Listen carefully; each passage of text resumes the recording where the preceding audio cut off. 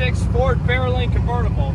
As you can see, we have a beautiful orange nose, as well as a little bit in here. We got the nice paint here. Stock radio, stock look. Of course, we're dealing with a little bit of the afternoon traffic, but it's not going to stop us. We're still going to cruise. Got that nice big 390 motor in it. Straight pipe.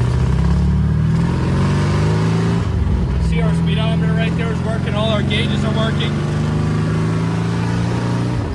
Definitely an attention getter, I'll put it there.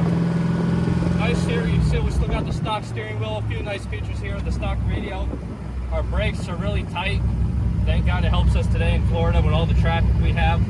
But yeah, very cool car. Manual tops only suck, but hey, it's a convertible. Let the sun shine down and have a good time. We'll give it a little bit of a more drive.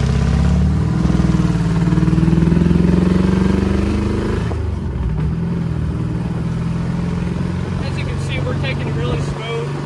Got a little bit of a loud sound in the back, but hey, it's a classic.